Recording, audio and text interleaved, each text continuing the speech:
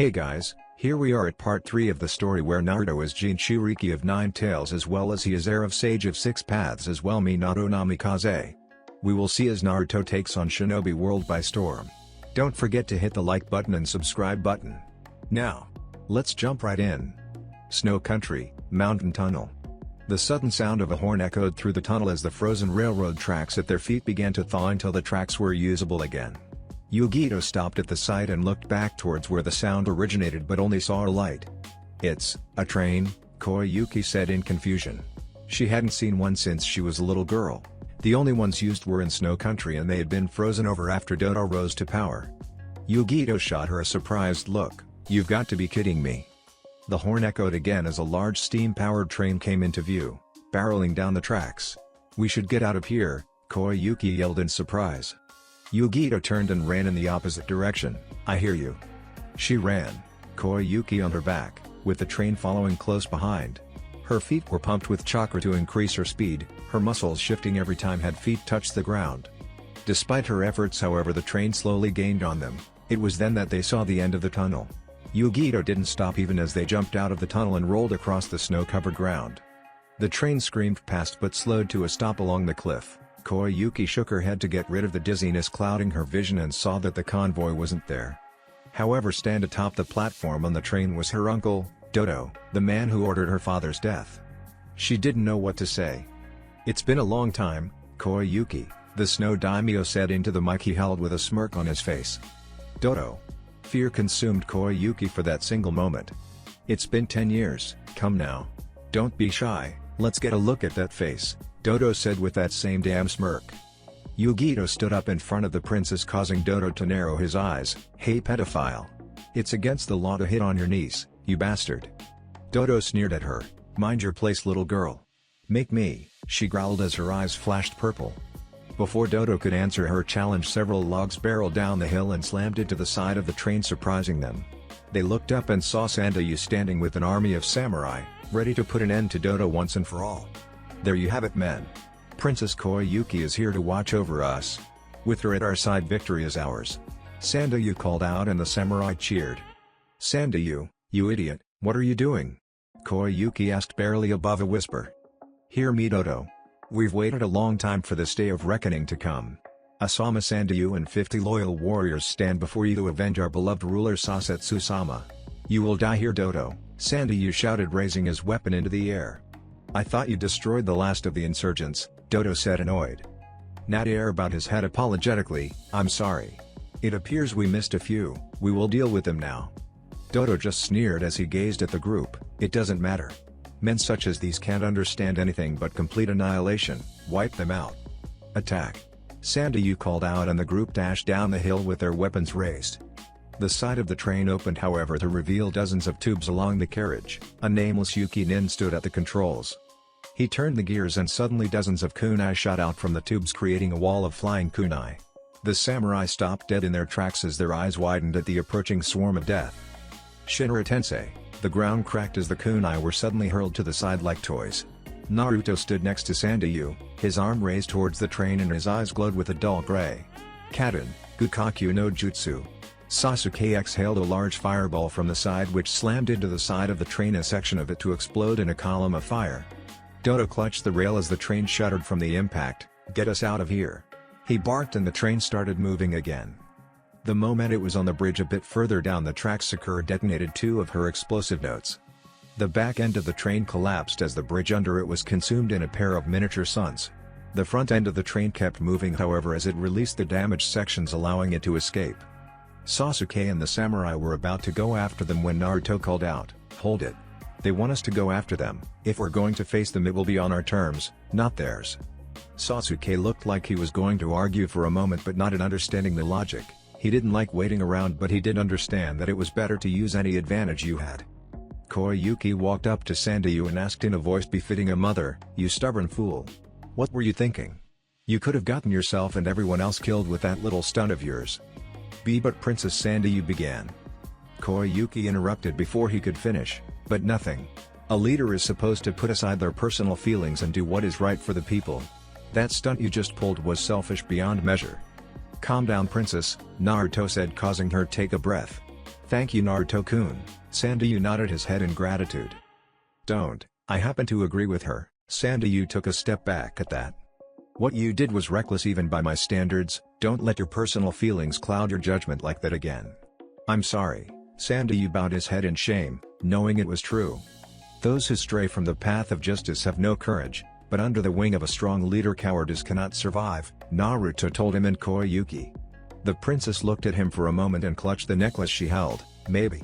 That was, Sakura whispered. Sasuke nodded at her side, the Shodai Hokage. Let's get out of here, we're no good in the open like this. Just as Naruto gave the order, a large blimp flew up over the mountain. Mizore stood at an opened hatch and fired his grappler. The mechanical hand grabbed Koyuki's torso and retracted. She let out a yelp in surprise as she was suddenly pulled up into Mizore's arms. He tossed her inside as Fubuki bombarded the terrain below with her ice grenades. Everyone had taken cover by then and soon enough the airship withdrew from the area. Damn it, Naruto growled out as he saw it fly over the mountain. They got us good there, Yugito winced as she healed the scratch left behind from one of the ice bombs. What now? She asked as she quickly healed Sakura's injuries too. Rescue mission, Naruto said simply. I think it's about time we give a little of what we've been taking. And how do we do that? Asked the Kumo Chunin. Naruto just grinned, the best defense is a good offense. Koyuki sat in a rather comfortable seat aboard the airship as it flew over the various mountains in the area. Its destination was the former ground of the Kazahana Palace, the site of her former home. She was nervous, she was scared, she was absolutely terrified, yet she was also calm. She had become a natural at hiding her emotions. She was an actress after all. You've grown quite beautiful, Koyuki, Dodo said with a smirk. Tell me, do you still have the hex crystal? Yes, she responded with a grunt. Dodo chuckled at that. Good. It is a prize unlike any other. With it I can finally unlock the treasure of the Kazahana clan. Koyuki looked up, intrigued. Treasure? That necklace is a key to the treasure of the Kazahana clan. When I took control of the country I found that the clan's resources were almost gone. My brother had to have hidden it somewhere. I've already found the location of it. It is in the Rainbow Glacier, but to unlock it I need the hex crystal, Dodo explained. With this we will finally be able to increase Snow Country's power and eventually overthrow the 5 great Shinobi nations. Even if you succeed it won't change anything, Koyuki said as she took off necklace she wore and handed it to Dodo. A second after Dodo examined it he snarled angrily, what is this? Do you think I can't recognize a fake? What? But that's Koyuki's eyes snapped in recognition. Uzumaki Naruto, she whispered in understanding. What? Dodo growled. The brat's just like his mother, an unpredictable prankster. I wouldn't put it past him to pull a switch, Nader said as he stood with his team. We'll go get it now, it shouldn't take long. That won't be necessary, Dodo sneered as he threw Koyuki back down on the couch. He turned to the Yuki Nins and smirked, we have what he wants. He'll come to us just to save the little princess here like a good little hero. Snow Country, Snow Fortress. The place is crawling with guards, Yugito whispered as she sensed the various chakra signatures in the area. They're all Jinan level except for 5, 3 are Jonin level and the last 2 are at the Chunin level, she stated clearly. I thought there were only 3 Yuki Nins in that squad, Sakura commented from the side. Yugito nodded, one of the others is Dodo but I don't recognize the last one. What about Koyuki? Where is she? Naruto asked her. Yugito closed her eyes for a moment before replying, she's in one of the underground holding cells. Naruto nodded in understanding, alright, this is what we do. Sasuke, you and Sakura set up as many explosive tags in the fortress as you can while Yugito and I get Koyuki. While we do this I'll have my shadow clones raising as much hell as possible on those Jinan. Just wait for the signal before detonating the tags. And what's the signal? Sakura asked. Naruto just grinned, that would be the prison area going sky high. You know I've never actually read one of those books about a damsel in distress but, I guess you would count as one huh? Koyuki looked up upon hearing the voice. Naruto stood outside of her cell with a fox's grin on his face, hey princess. Did you miss me?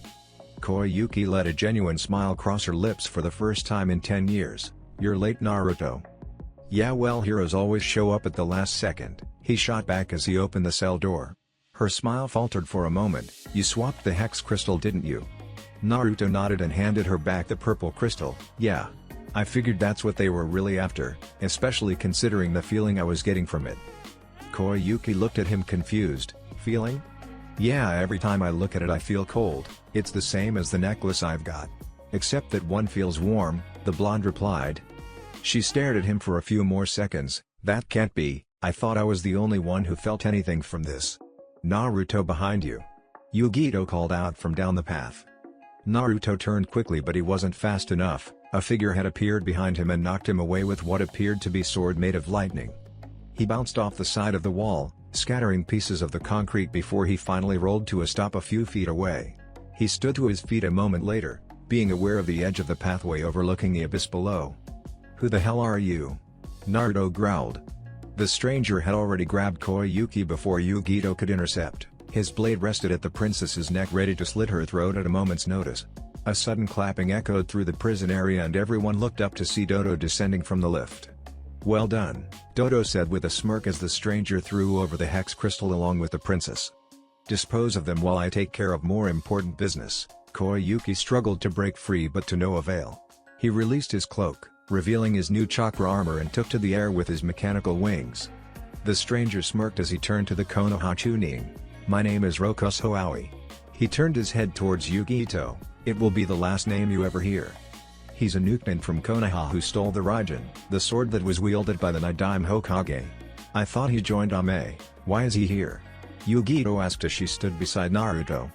The Kyuubi Jinchuriki wiped the blood from his mouth and said, who cares? We have to get Koyuki and the crystal back. It's too cramped in here to fight properly, Yugito told him. Shinra Tensei, the world was engulfed expanded around them. Aoi was forced to escape as the ceiling, the cells and even the building on top of them collapsed. Problem solved. The snow fortress was riddled with explosions as explosive tags detonated in a fiery blaze. Team Kakashi watched as the fortress soon tore itself apart, killing all inside.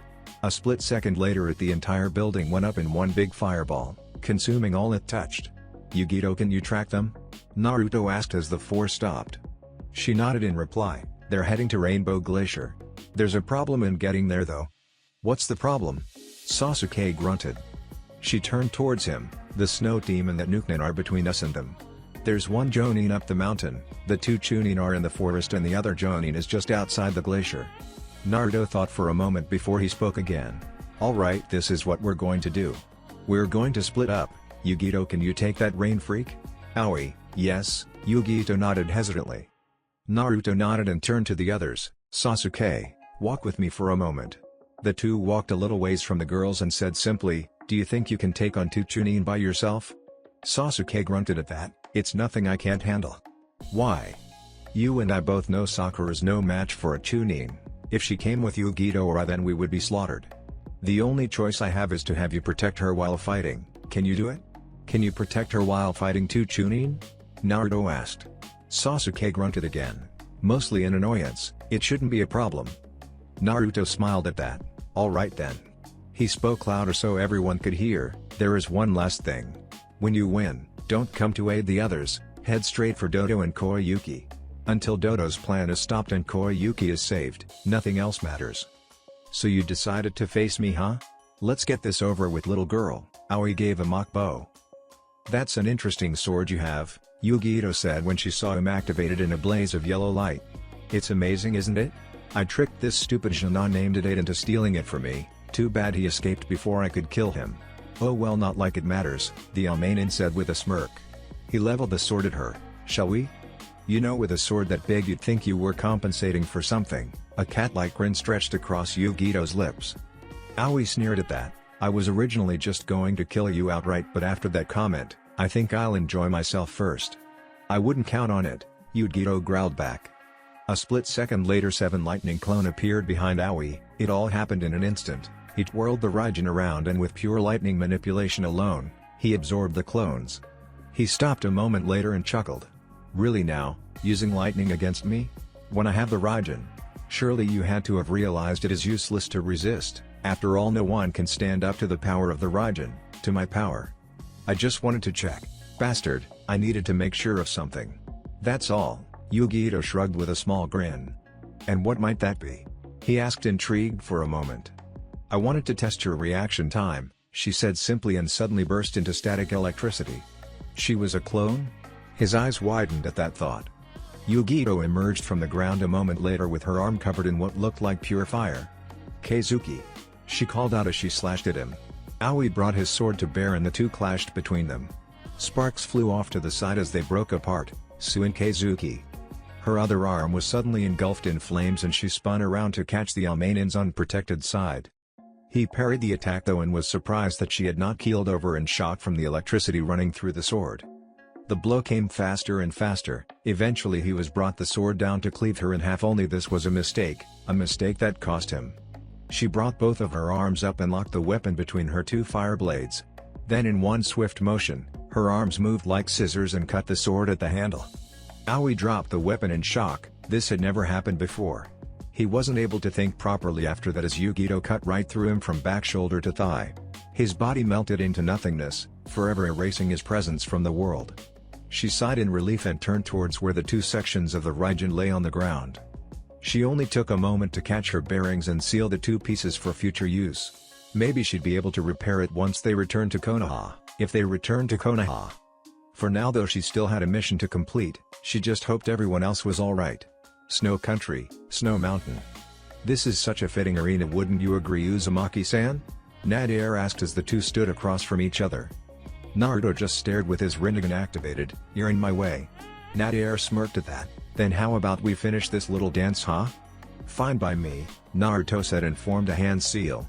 Kage Bunshin no Jutsu, a single shadow clone popped into existence beside him. "Alright then," the Yuki leader responded and made several quick hand seals. "Hyotan, Rogan Adair no Jutsu," he called out as snow began to barrel down the mountain in the shape of a dozen wolves. Naruto dashed forward, chakra spinning in his hand as the clone moved with him. The clone jumped into the air, which was soon followed by Naruto a moment later. Naruto then proceeded to jump off the clone as if he were a platform and in doing so avoided the avalanche-like attack. He fell towards where a surprised Nadir stood and swung his attack down upon him. "Rasengan!" the blonde called out as the jutsu connected. Nadir backed off a moment later as the attack died down. The device on his shoulder sparked and shattered. He looked at it for a moment and chuckled slightly. "Impressive kid, for a child no older than 13 to break chakra armor is unheard of. You should feel honored," Nadir said in a mocking voice. "And you shouldn't let your guard down," Naruto responded as a clone appeared behind the Yuki leader. "What?" Nadir turned swiftly when he felt the presence, but it was already too late. The clone struck him dead center in the face, knocking him off the cliff and down towards the trees below. Naruto jumped after him a moment later, 3 clones popping into existence with him. The 4 clones grabbed Nadir in midair and slammed him into the ground, blowing dust into the air with the impact. Naruto fell on him a second later, his knee firmly planted in the Yuki Nin's midsection, causing him to grunt in pain. "Shinra Tensei!" the blonde called out as gravity increased on Nadir's body. A crater formed around him from the jutsu and he felt every bone in his body shatter. Naruto then proceeded to punch him repeatedly, again and again and again. Naruto didn't stop, however. He raised his hand into the air and immediately a clone started charging his next attack. "Rasengan!"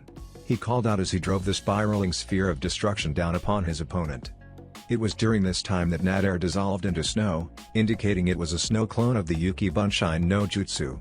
The shadow clones around the blonde disappeared in clouds of smoke a moment later as Naruto stood. Nadir appeared behind him with a kunai. And blood splattered on the unforgiving ground.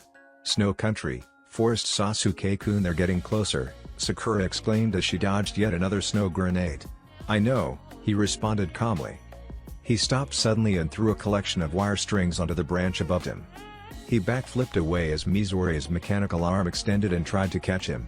Sasuke was already ahead of the 2 Yuki Chunin, however. A Fuma Shuriken unraveled in his hand and he threw it up towards the flying Fubuki.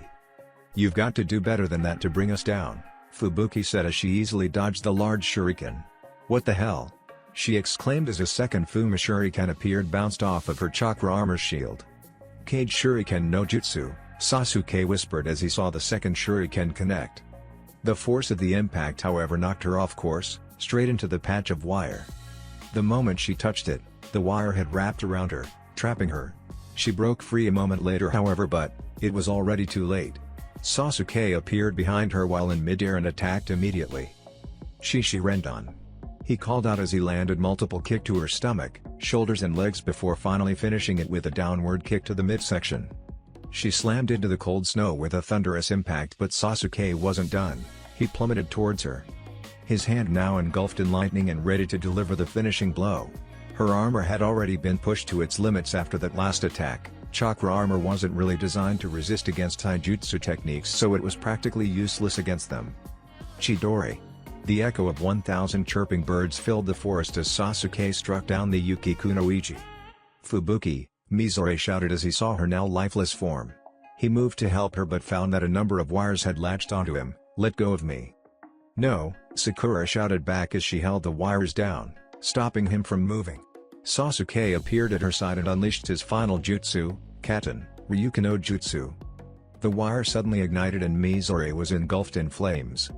The power core on his armor fractured and a moment later it exploded, blowing both Sasuke and Sakura away. They stood a moment later after the blast died down, coughing heavily from the amount of ash that was seemingly released during the explosion. "What was that?" Sakura asked after regaining her footing. Sasuke shook his head. "I don't know, but that was definitely not my jutsu." "Wait, you don't think that their armor is volatile?" "Snow Country, Rainbow Glacier." Koyuki gazed out over the beautiful landscape. The shining scenery of the glacier was stunning even at this hour. Dawn was approaching fast, she knew, but accepted it all the same. Her eyes drifted to her uncle, a man driven mad by his lust for power and the man who had ordered her father's death. She hated him, yet he was family and she could never wish for his death. If you believe in the future, then spring is sure to come. Those who stray from the path of justice have no courage, but under the wing of a strong leader cowardice cannot survive. I'm at the end of my journey, father. I don't know if I can believe. Tears slid down Koyuki's face as she watched Dodo stand before the altar. He slipped the crystal into a small slot located in the very center of it and the entire altar exploded in light. The ice around them illuminated the glacier as she felt the temperature begin to rise. The smirk on Dodo's face had turned to outrage as the ice around them began to melt, leaving behind streams of water moving all around the glacier's edge. "It's so warm, what is this?" Koyuki asked, confused. "A heat generator? This is the hidden treasure of the Kazahana clan?" Dodo shouted in outrage. "Hey pedophile! I got a bone to pick with you," a voice called out from the other side of the glacier. Koyuki turned quickly and identified the young girl immediately. "Yugito?" Dodo growled upon recognizing her and made a hand seal. "Hyotan, Kokuryu Bafusetsu." He thrust out his fist and a black dragon made of ice shot out towards the oncoming Kumo Chunin. Yugito saw it coming and used her fire manipulation to literally blast herself out of the way. The dragon impacted the ground behind her, knocking her off her feet, but she regained her balance a moment later. Dodo was already upon her however and swung his fist down to finish her. The ground crumbled under the impact, but she'd already flipped over him and landed between Dodo and Koyuki. "Keizuki." She slashed with her signature jutsu, but it was blocked by the barrier in his armor. "Such a foolish little girl." Dodo sneered and backhanded her across the glacier. Her body hit the altar and he started walking towards her, intent on finishing the job. "Damn it, Keizuki is useless against someone like him," Yugito growled in thought as she tried to stand. "Any last words?" The snow daimyo sneered. "Go to hell," Yugito shot back. "You first." With that he swung his fist down on her. A sudden Fuma Shuriken bounced off of his armor barrier from the side a moment later. Dodo turned swiftly as the sound of 1,000 chirping birds filled the air. Sasuke barreled across the melting ice with his hand covered in lightning. "Chidori!" he called out as he slammed the Raiden Jutsu into the man's armor barrier. There was an audible crack as part of the armor's reactor core fractured slightly. A moment later Dodo knocked Sasuke away and slammed him into the nearby frozen boulder. Sasuke slumped to the ground but remained conscious. Sakura appeared by his side. "Sasuke-kun!" The pink-haired Kunoichi shouted in alarm. Dodo laughed, and with each passing moment Yugito got angrier. This man didn't appear to care about his people at all, he only cared about himself and any power he could get his hands on. She hadn't seen Naruto since they had parted ways and she didn't know what she would if he had died, all because of this infernal man. "I'll get you." Purple chakra flames erupted from her being and encased her completely in an inferno. It morphed itself into the shape of a human-sized cat with a single swishing tail behind it. An echoing roar escaped Yugito's lips as she disappeared in a burst of speed and reappeared in front of a surprised snow daimyo. The slash that was delivered to his chest broke through his chakra barrier and the flames burned 4 large claw marks across his chest plate. He slammed into the side of one of the heat generators and howled in pain from the wounds that had been inflicted on him. "D-Demon!" He yelled frantically as he tried to move away. Yugito was down on all fours and looked like a lion ready to strike. "Stay away from me." He made several hand seals and held out both of his hand. Hyotan, Soryu Bufusetsu. Two black dragons of ice shot out and combined when they approached their target. They formed a pitch-black tornado of wind and ice which started pulling in everything in the glacier. Eventually Yugito was pulled into, and when the wind finally stopped, steam filled the air. Nekomata Enden, the wind whispered as a superheated blast of crimson flames streaked at him from the steam-filled area. It impacted his barrier and scattered, melting parts of his armor and the ice he stood on. A moment later the ice collapsed and he dropped into the freezing water below. Dodo grabbed onto the edge of the ice and tried to pull himself up. Yugito stood at the place where the blast originated, and the ice below her feet too seemed to shatter, causing her to drop in as well. The fire around her died upon contact with the water and she was forced to grab onto the edge of the hole. Dodo was the first one on his feet and he dashed towards where Yugito stood. She knew she couldn't defend against him this time and her eyes closed when he drew near. "Die, demon," he yelled as he went in for the kill.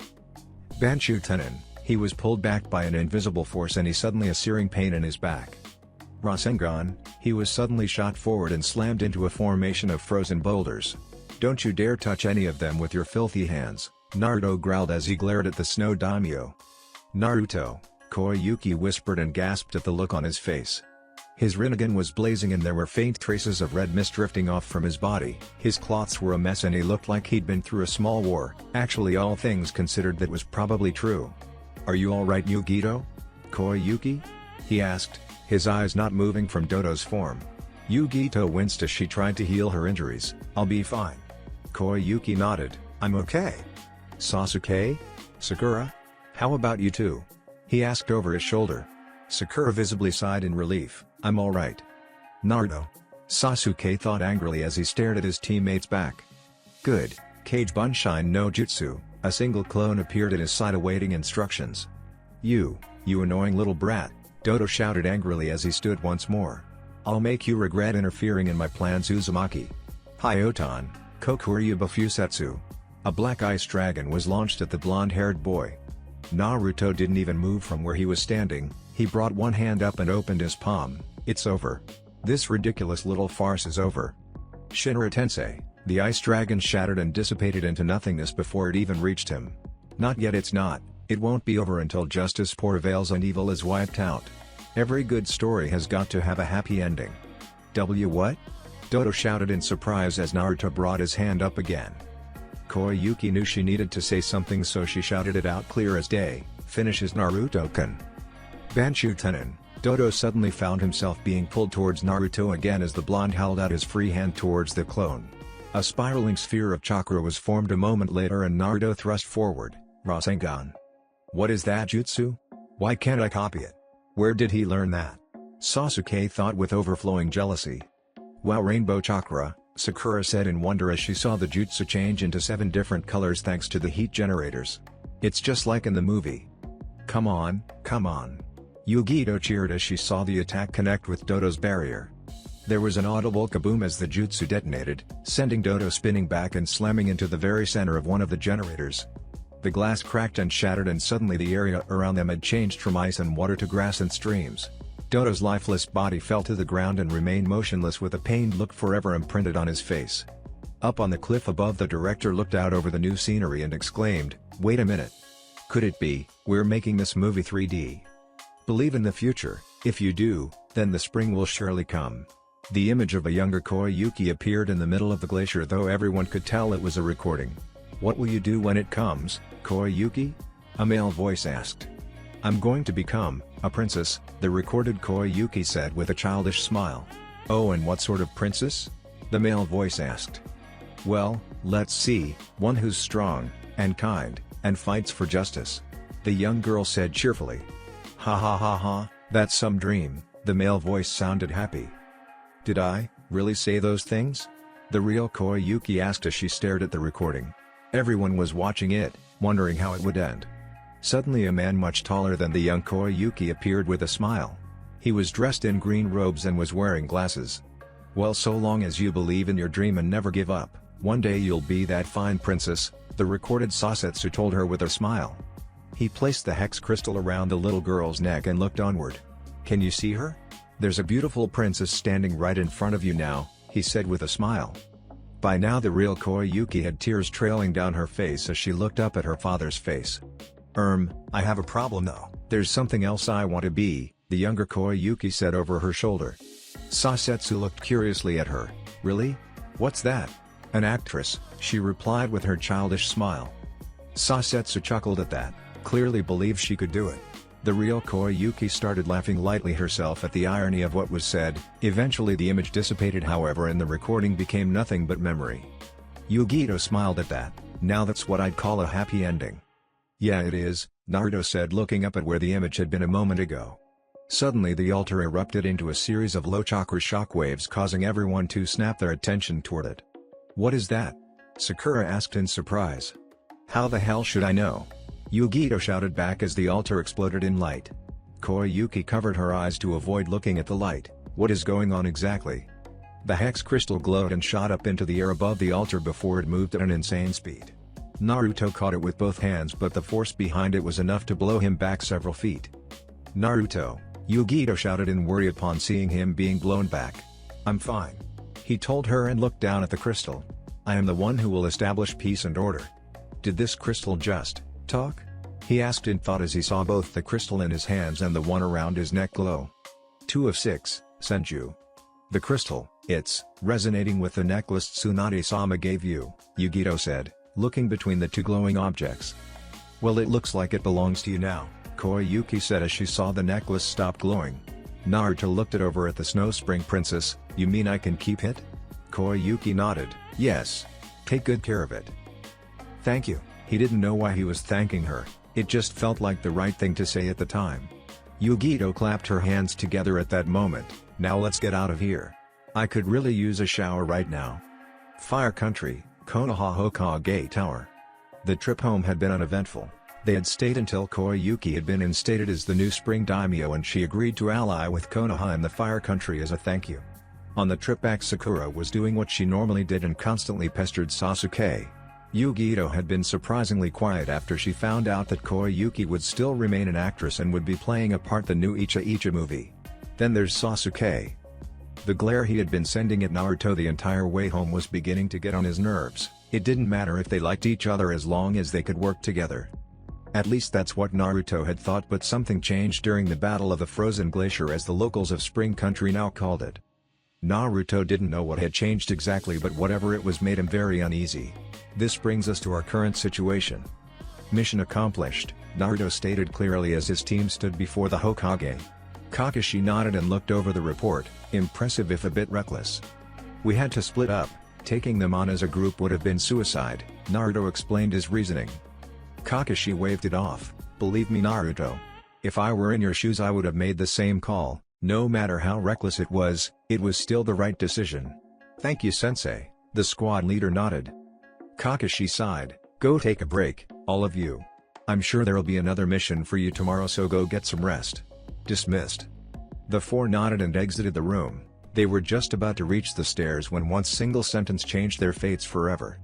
"Hey Dobi," Sasuke spoke up, getting the others' attention. "What do you want, team?" Naruto asked over his shoulder. "Fight me, now," Sasuke said with a glare, surprising the two female members of the team. "What? Sasuke, we just got back from a mission, what the hell are you talking about?" Naruto asked, confused. "Shut up and fight me," he said, anger dripping in his words. Naruto just stared at him. "Sasuke, I can't. I'm a Chunin now, I can't just go around and pick fights with people anymore. And even if I could, I don't have the time to deal with your ego." He turned and started towards the stairs again. Sasuke saw this and grabbed his shoulder to pull him around. Naruto turned swiftly and slammed the dark-haired boy against the wall. "What the hell is your problem? You and me, training ground 7, right now." Sasuke's glare intensified. "Sasuke, you're not getting it, I have bigger problems than you now. Orochimaru, Akatsuki, your brother." At Naruto's words Sasuke's Sharingan activated. "I said fight me," the Uchiha sneered. "No," Naruto responded, no longer playing around. "Are you scared?" Sasuke asked with a smirk. "I'm not the scaredy cat," the blonde Uzumaki responded. "HN." Sasuke grunted as Naruto turned to continue on. He spoke up again however and Naruto stopped dead in his tracks. "Then if you won't fight me, Perhaps Demon Girl here will. Yugito sent him a glare at the name he had called her, that bastard. What's his problem? Take that back. Naruto turned around and activated his Rinnegan. Make me, Sasuke said, hoping to provoke a reaction. He got one, fine, training ground 7. 20 minutes, be there. HN. Fire Country, Konoha training field. 20 minutes later Naruto and Sasuke approached the center of the training field. Word had somehow gotten out that the two were going to fight and most of Konoha's population had arrived to witness the match. On one hand you have the last loyal Uchiha, Sasuke, and on the other hand you had the heir of the Rikudo Sennin, Uzumaki Naruto. Two children who were so similar and yet so different. Two children whom were practically royalty. Two children who possessed two different nearly extinct jutsus. Two children whom represented fire and hatred. Two children whom represented the legacies of the Senju and the Uchiha. Even Kakashi, Tsunade and Jiraiya had gotten word of this and had come to see what was going on. Jiraiya was a little worried but knew what he had to do. Tsunade didn't really care about the match but she did care about Naruto so she would stay on hand in case anything happened. Kakashi however. He was the Hokage, plain and simple. So you heard too huh? Jiraiya asked over his shoulder. Kakashi nodded as he walked up to him. Yeah, I need to stop this before it gets out of hand. It's already out of hand, the best thing you can do for those kids is to let them sort this out for themselves, Jiraiya said, his head shaking. Jiraiya-sama the Hokage began. Jiraiya cut in however, Hokage-sama, you need to let them sort this out for themselves, there is no way around it, what's the story between these two anyway? Kakashi sighed, remember how you were with Orochimaru? Jiraiya nodded with a grimace, oh great. It seems we've got quite a crowd, Naruto commented as he cast a glance at the large group watching them. We've even caught Sensei's attention, he said as he spotted the Hokage in the group looking like his lazy self. HN, was Sasuke's only reply. Naruto turned his gaze towards the Uchiha and chuckled, what's so funny? Naruto shook his head, it's just, I guess I'm happy. After everything that's happened, I'm glad I finally get the chance to pound your ass into the ground. Who are you fooling, loser? Sasuke sneered. Naruto's eyes flashed gray as he replied, I haven't been a loser in a long time team. Whatever loser, Sasuke grunted. I bet you only became Chunin because of that demon girl from Kumo. Naruto shifted red for a second, say that again I dare you. Sasuke sneered at him, what are you going to do if I do? Naruto's grin was terrifying, the same thing Haku did to you when you fought him. Sasuke scowled at the memory of his first defeat, shut up. Naruto smirked at the response, apparently he was enjoying this little mind game. Now that I think about it, with the exception of that guy from the preliminaries you've never actually won a fight, why are you so weak? Is it because you don't have enough hatred? That did it. Sasuke's anger consumed him as he dashed forward intent on tearing the blonde apart. Naruto saw him coming and reacted by blocking the fist that was aimed at his face. He recognized the move as one of Rock Lee's taijutsu attacks. In fact, if it wasn't for his quick reflexes he would have been taken out with the first strike by that attack. Naruto slid away and formed a hand seal, so you're using Fuzzy Brow's taijutsu and speed huh? Alright then, how about I even the odds a little? Kage Bunshin no Jutsu. Instantly dozens of physical clones appeared around the Uchiha. Sasuke looked around only to see an ocean of orange and black. As the clones attacked he was forced onto the defensive. One clone, then 2, 3, 4, 5, they just kept coming. They were keeping him pinned and he knew it. It was then he switched tactics. He jumped high into the air above the training ground, his hands already in a seal. Kaden, Gukaku no Jutsu. Sasuke called out as he expelled a large ball of fire towards the large number of clones. They were consumed in the fiery blaze a moment later. HN pathetic. Shinra Tensei, the flames were snuffed out instantly. Naruto stood in the center unharmed with his Rinnegan activated. You didn't think it would be that easy, did you? Sasuke grunted as he touched back down on solid ground. Fight seriously, loser. Even you can't be this pathetic. You want me to fight seriously? Fine. Naruto brought his open palm up towards the Uchiha. Banshu Tenin. Sasuke was surprised when he felt his body being pulled towards Naruto. What is this? Is this one of his Rinnegan's jutsus? Sasuke asked as he drew near. A kunai appeared in Naruto's hand a moment later and just as Sasuke was within range struck out. The blade cut the Uchiha's shoulder, nothing fatal, just enough to provide a demonstration that the match would have been over if Naruto had aimed for the head. Sasuke hit the ground with a loud slam where he rolled to a stop. H was on his feet a moment later however and looked over at where Naruto was. The blonde was walking away, as if there was no reason to stay. "Hey Dobi, where are you going?" Sasuke asked in anger. Naruto looked over his shoulder as he walked. "You're done. If I had aimed for your head or anything else vital you would be a corpse right now." "You." Sasuke glared at him full force. He would not be humiliated like this. His hands were already forming hand seals. "Oh no," Kakashi's eyes widened in recognition. "Isn't that?" Tsunade watched with growing worry as blue lightning seemed to encase the Uchiha's right hand. "I have to stop this now," the Hokage said and made to stop the match. Jiraiya stopped him however, "There's no need." Kakashi turned to look at him. "You're kidding right? Those are my students out there. The jutsu Sasuke's using is designed to kill whoever it's aimed at. I can't let this go on any further than it already has." "Naruto can handle himself," Jiraiya said simply. "Unlike you Hokage-sama, I actually trained the boy, he won't be taken down so easily." It was then that Kakashi remembered what Naruto had told him back during the Chunin exam. Flashback: no jutsu begin. "It's funny because even with that new jutsu of his, he won't win," Naruto said with an almost darkened chuckle. "Why is it that you believe that?" the copy nin asked as his eyes narrowed. Naruto shot him a small smirk. "Because he's fighting a demon container, we're not easily beaten by a thing like that." Flashback: no jutsu end. "Naruto, what you said back then, you weren't just referring to Gaara, you were referring to yourself as well. You knew you'd face Sasuke eventually," Kakashi realized in surprise. "Be careful you idiot," Yugito thought as she watched the fight continue. "Sasuke-kun, Naruto," Sakura knew she couldn't stop it, and that just made it worse. "Chidori." Sasuke's voice echoed through the training ground as he shot forward. Naruto knew it was coming and he didn't have much time. Still he couldn't believe it had come to this, he knew what he had to do. He turned quickly and created a shadow clone at his side. "Is this everything we've ever meant to you?" Naruto's voice bellowed as Sasuke drew near. The clone finished charging the jutsu and he swung his hand out, Rasengan. The world was consumed in light. Everyone watched in amazement as the two clashed with their most powerful techniques, sending wind and sparks in every direction before finally the area where they stood exploded. The two Konohanins were blown away from each, Sasuke crashing into one of the many trees while Naruto slammed hard into one of the 3 wooden posts in the area. "They're really trying to kill each other," Yugito said upon seeing how the fight was going. She didn't know what she feeling, was it anxiety, or was it fear? She didn't know. "We have to stop this," Sakura said in horror at the way the two were fighting. Yugito shook her head. "It's too late to be stopped now." "This is bad," Tsunade commented. Kakashi didn't know what to do in this situation. On one hand they were shinobi of Konoha and so would fall under his jurisdiction. On the other hand however his students fully intending to smash each other into pieces, he couldn't stop them now. "It's only going to get worse," Jiraiya stated. "What the hell was that jutsu he just used?" Sasuke thought angrily as he stood up again. "Close combat would be bad if he can use the jutsu of his. I can only do Chidori one more time safely, better stick to long range." The Uchiha readied some wire for his next attack.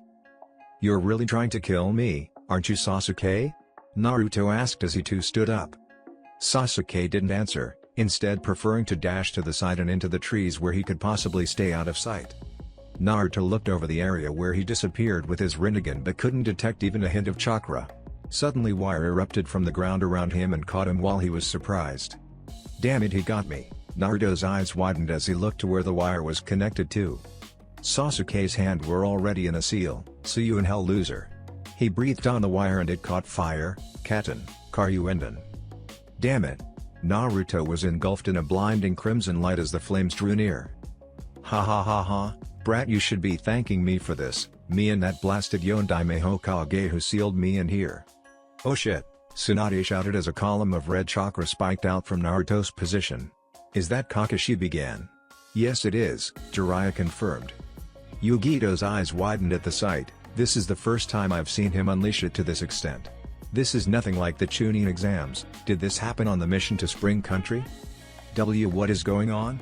Sakura asked as the light died down to reveal. Naruto lowered onto all fours, red chakra encasing his body and taking the shape of a fox with a single swishing tail. It's just like that demon girl," Sasuke thought when he saw it. He realized the danger. "Of course, this will not be so easy as I thought it would be." "Well? What do you think, Scaredy Cat?" Naruto asked in a sinister-sounding voice. "You're a demon," Sasuke sneered. "You really are a monster, just like her." "A demon? You don't know the meaning of the word," Naruto shouted as he shot forward at amazing speed. Sasuke didn't see the fist coming until it collided with his face, blowing him back and crashing him through a tree. "I didn't even see that." The Uchiha thought in shock. He looked up at Naruto and his eyes began to shift slightly, concentrate. Suddenly his Sharingan evolved into its next stage as Naruto shot forward again. "I can see him now." Sasuke dodged the first strike unlike before, but this time the chakra exuding from Naruto moved on its own and slashed him along his face. He flew back, hitting the ground with a loud thud before rolling to a stop in the center of the clearing. "What was that? It's like that chakra of his has a mind of its own," Sasuke thought as he recovered. "I best stick to purely long-range attacks, close combat is useless right now." "Had enough yet, team?" Naruto growled out. Sasuke sneered as he formed a hand seal. "Hardly."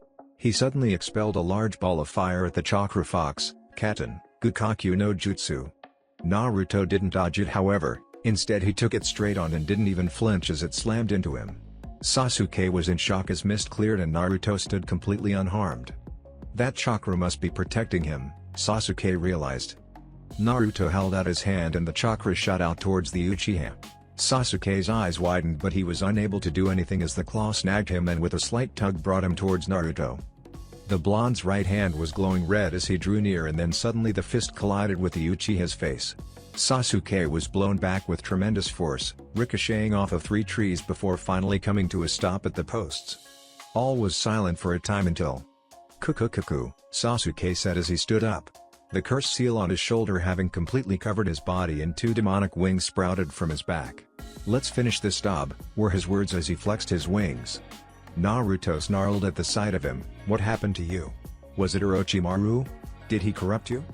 "Kukukuku, his auto ninja came to me and gave me what I needed to control my new power," Sasuke answered with a sneer. "And you trust them?" Naruto snarled.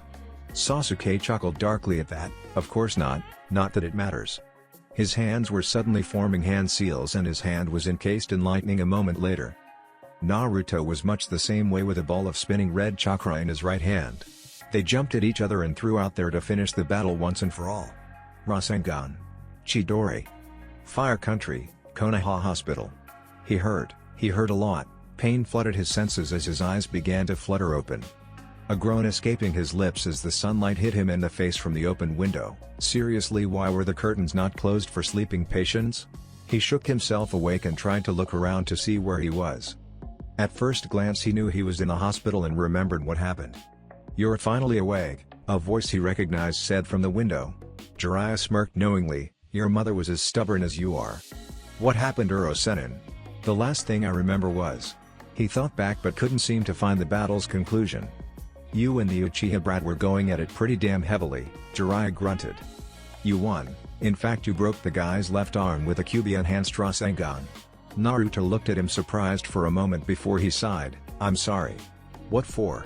Jiraiya asked but already knew the answer. "For getting into that fight. I shouldn't have done it," the blonde replied. Jiraiya snorted at that. "Trust me, you're not the first one to put their teammate in the hospital despite the rank difference. Hell, I put Orochimaru in the hospital when he was a Jonin and I was a Chunin because I couldn't stand the guy." Naruto chuckled hearing that. "Still, I'm sorry." Jiraiya just sighed. "It doesn't matter, kid. In fact, what does matter is where you want to go from here." Naruto looked at him confused. "What do you mean?" The Gama-Sennin smirked at him. "What I mean, kid, is... do you want to come with me for training as my apprentice?" Naruto's eyes widened at the offer. Aye. How long would we be away?" 3 years, Jiraiya answered truthfully. "You know about Akatsuki, right?" The blonde nodded in reply. "Well, they're gonna start hunting Jinchuriki in 3 years, so you need to be able to defend yourself by then." "Alright, I'll do it, thank you," Naruto said with a nod. Jiraiya just chuckled and turned to leave. "Don't thank me yet. You still have a lot to learn, my student." "You're leaving?" Yugito asked the Rinnegan user. They were currently at his apartment, which was filled with bags he was using to pack for the trip he was going on later today. "Yeah," Naruto answered as he stuffed away the crap littering the floor. "Hey, he's a 12-year-old guy living alone. Give the guy a break." "How long will you be gone?" she asked the question. Naruto smiled sadly at her. 3 years, give or take a few months." 3 years? She exclaimed in shock. Naruto nodded nervously. I need to get stronger if I want to face Akatsuki. What about you? Me? Yugito asked with a raised eyebrow. Well, I guess I'm stay around here. I am the Kumo ambassador after all. Naruto just smiled at her. Well, what? I'll miss you too, Yugito, he said before pulling his backpack onto his shoulder. He walked past her and tossed her the keys. The place is yours, for as long as you want it. Yugito didn't know what to say to any of that. She quickly came to a decision however and ran to catch up to him. Ready to go, brat? Jiraiya asked his new apprentice. He was standing beside Tsunade, Kakashi and the Konoha 12 as they had been dubbed. Yeah, I'm ready, Naruto said as he waved to the Jonan and Shikamaru. Troublesome blonde, I'll give you one. Guess who? What was that, Shika? Ino asked in an all too friendly tone. I'll see you in 3 years, bye guys, and girls, Naruto said hastily after getting a glare from Ino. The Sennin and his apprentice were just about to leave when a voice stopped them. Hey idiot, wait. Naruto turned around as Yugito came to a halt in front of him. He stared at her confused. What is it, Yugito? She didn't reply, she simply grabbed both sides of his face and pulled his lips to hers. The others were surprised at the action and Kiba whistled at the sight. Neither of the two paid any attention however as they both settled into the kiss. Kakashi coughed to get their attention, obviously amused when Naruto shot him a glare. Yugito took a step back and coughed so she could talk again. Well, take care of yourself. Naruto just smiled as he stepped away and made to follow Jiraiya. He looked over his shoulder and swore, I'll be back, that's a promise of a lifetime. Yugito nodded as she watched them walk out of view. Everyone started to walk away from the scene now that the two were gone. Tsunade walked up to the girl once everyone else was gone and asked, are you going to be okay? Yugito nodded, I'll be fine, he promised to come back. Tsunade nodded with a smile, he always keeps his promises. Yugito smiled at that, I know. How would you like to become my apprentice? Asked the Katsuyu Sennin. Yugito looked up at her surprise, thank you. It's an honor, Tsunade-sama. Please none of that, just call me, Shisho. Fire Country, Konoha Hospital. You lost, badly at that, Sakan said in amusement from the window. They had taken out the guards in the hospital and had quickly reached the Uchiha's room. Orochimaru's power, Sasuke spat at the word.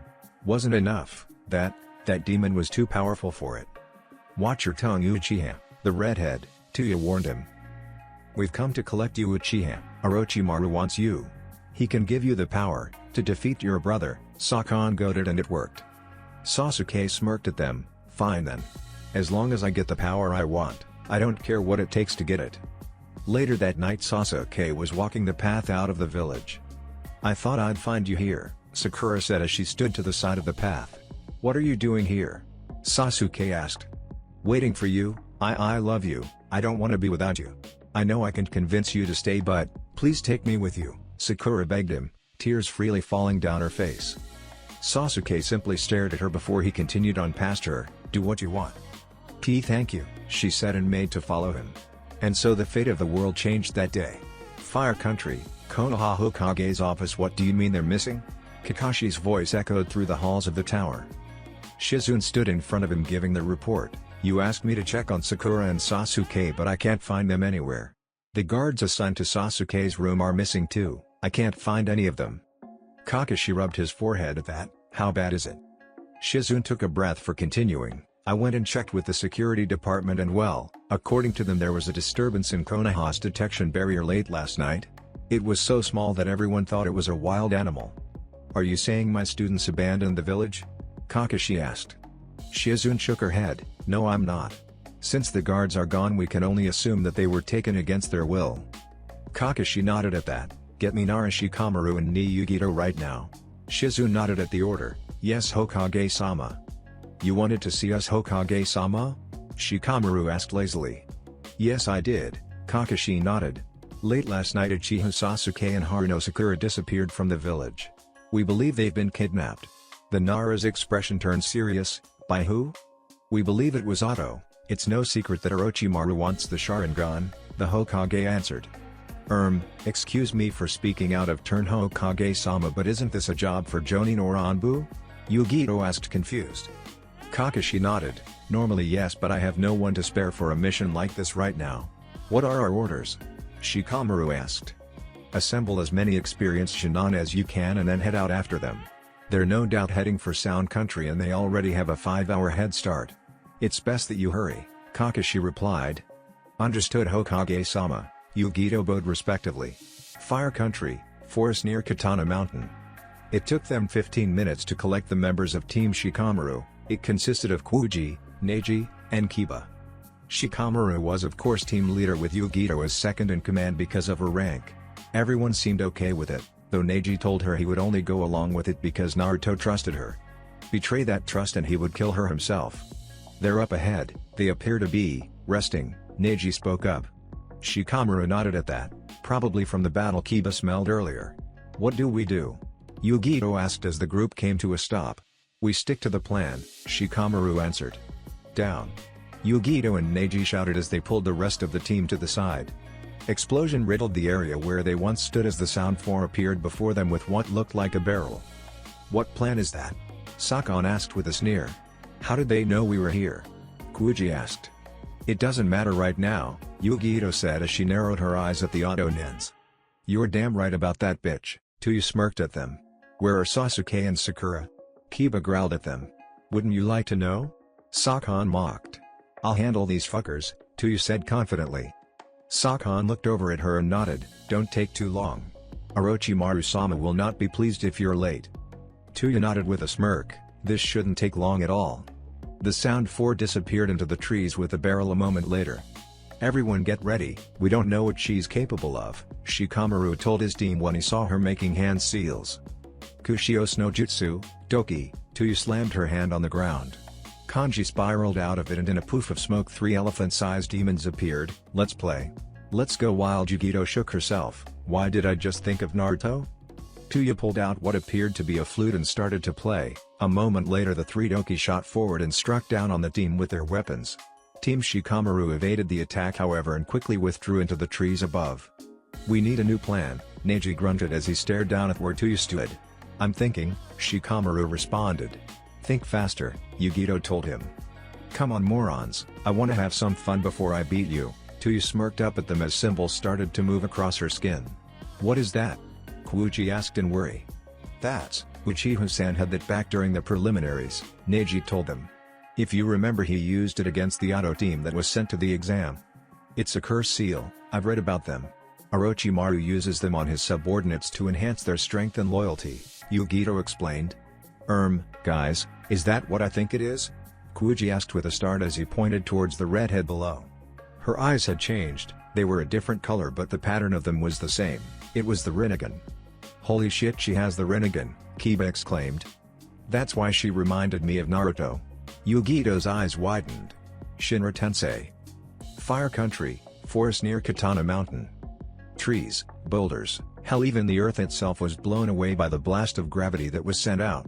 Team Shikamaru recovered however and looked at the source of the attack, a red-headed girl about their age with eyes that were all too familiar to the group. She has the Rinnegan? What the hell?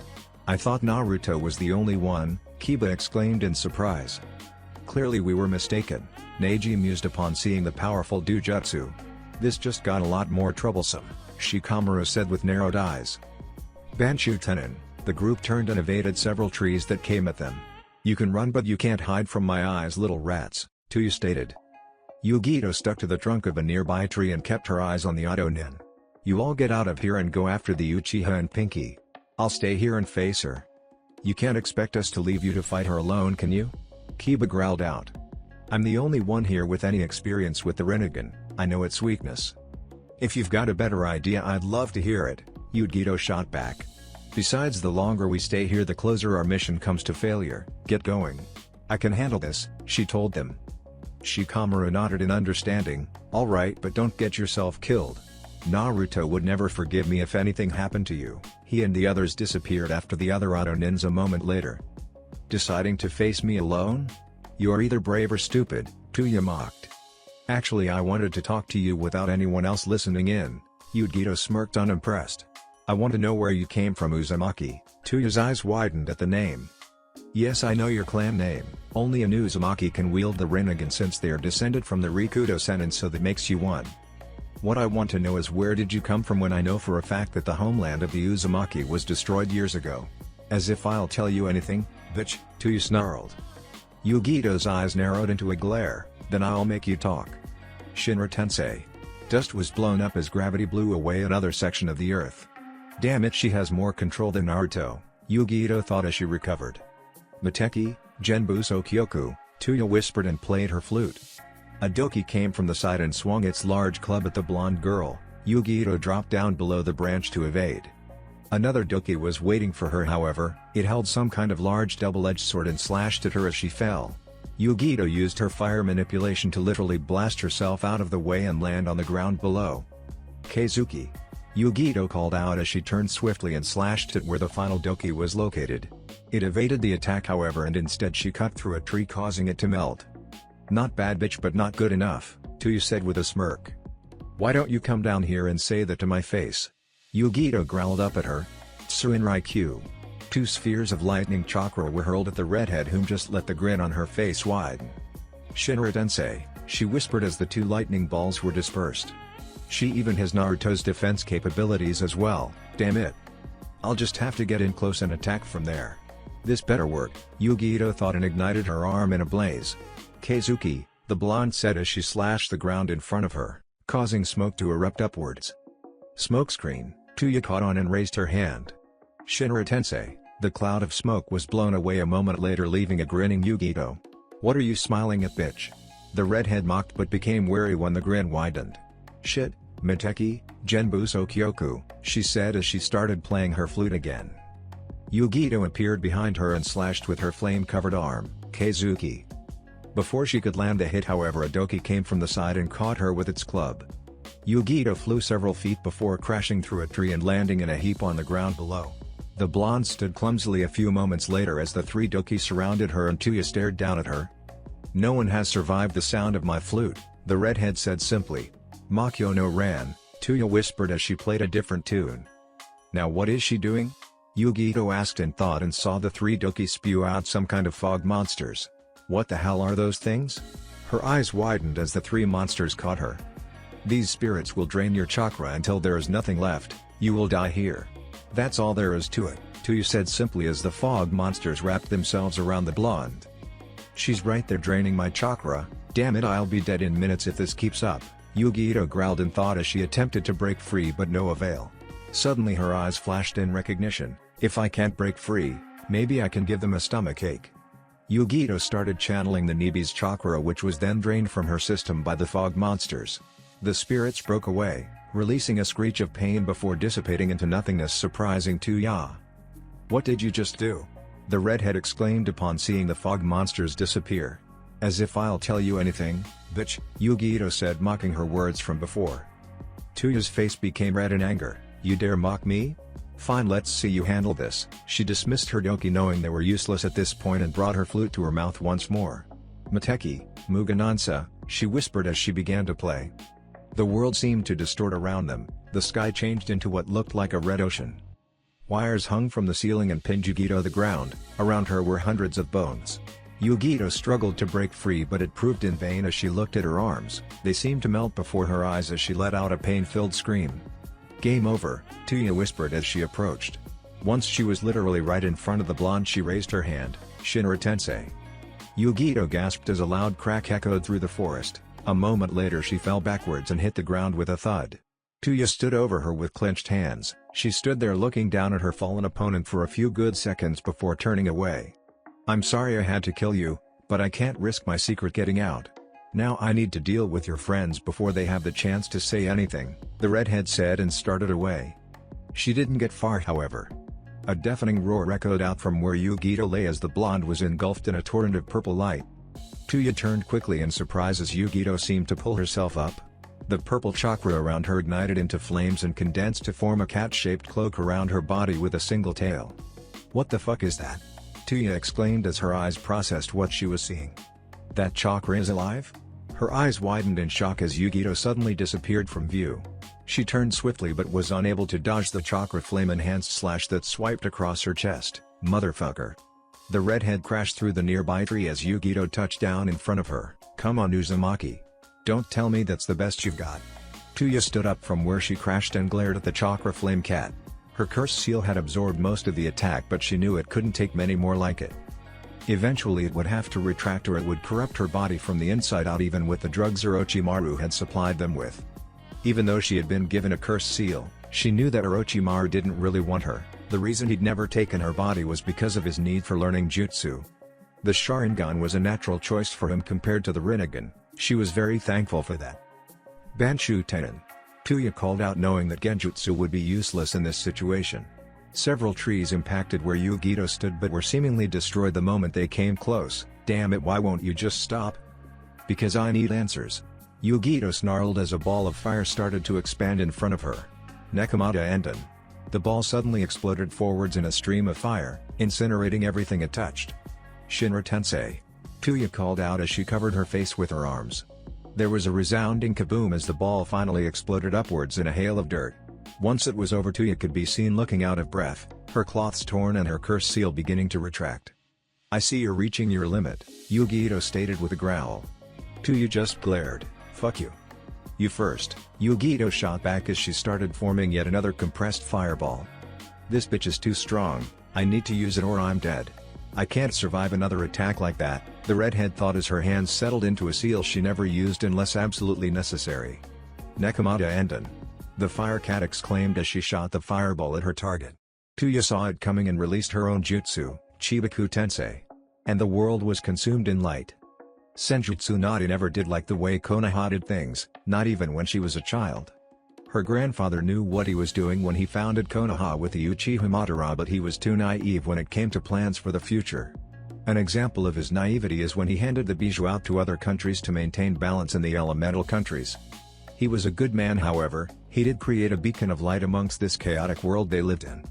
When he died and her granduncle took the position as Hokage, he revised a few details in the way Konoha was run and in so doing preserved the peace for many years until the First Great Shinobi War, where he fell in battle. Then her sensei took the position and things really went downhill. Sarutobi Hiruzen was man of many talents, almost unrivaled when it came to politics and combat, however his age quickly caught up with him after the Third Great Shinobi War. He knew this also and appointed Namikaze Minato as his successor, since he was much better at keeping the council in line and was near unstoppable on the battlefield, having practically single-handedly defeated Iwagakure no Sato. In all honesty, if it wasn't for the Kyuubi's attack on Konoha, then Minato would still be Hokage to this day and Kakashi wouldn't have had to take the position. The Kopinen knew he wasn't Kage level by a long shot, but it wasn't his strength that made him Hokage, it was his reputation. He was a man to be feared of, second only to Namikaze Minato himself. Ever since he became Hokage, he stopped slacking off and worked on regaining his lost strength from before Kyuubi attacked. He'd really let himself go over the years since Minato died, and he knew if Konoha was going to survive, then it needed a Hokage who could protect it with the will of fire, just like all the previous Hokages. Hokage. That title brought up some unpleasant memories for one. Senjutsu Nade, her fiancé Dan and her younger brother Nawaki were killed in service of Konoha during the Second and Third Wars. Because of this, Tsunade had ended up with thinking that Konoha was responsible for their deaths and disappeared for many years with the permission of the Sundaime Hokage.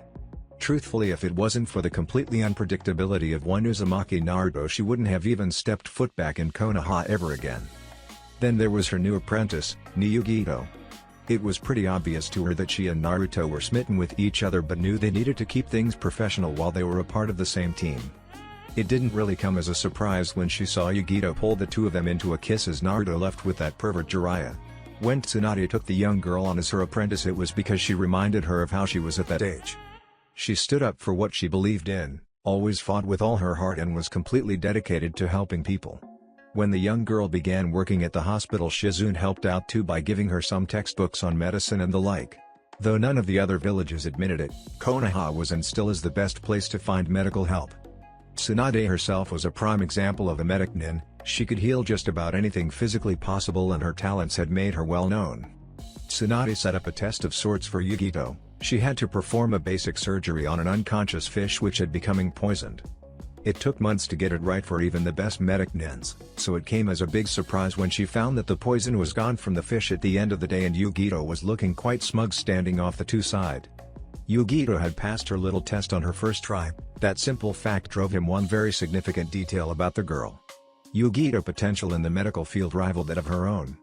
So naturally she had a vested interest in the girl, Jiraiya had even made a comment over one of their drunken get-togethers that Yugito looked and acted just like she did as a teenager, when she was with Dan.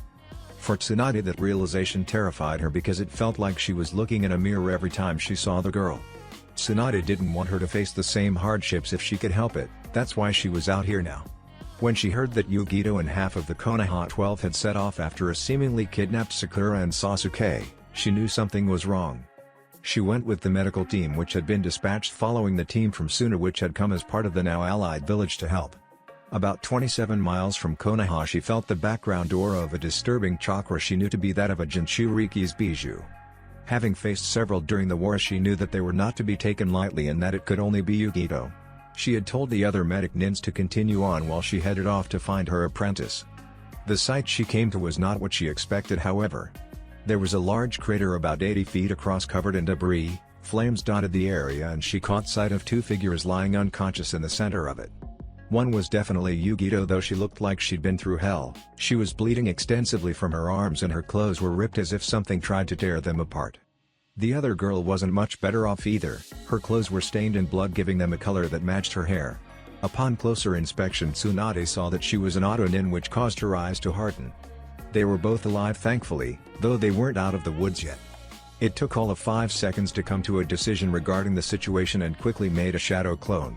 Tsunade and her clone picked the two up after she finished patching them up as much as she could and they set off towards Konoha.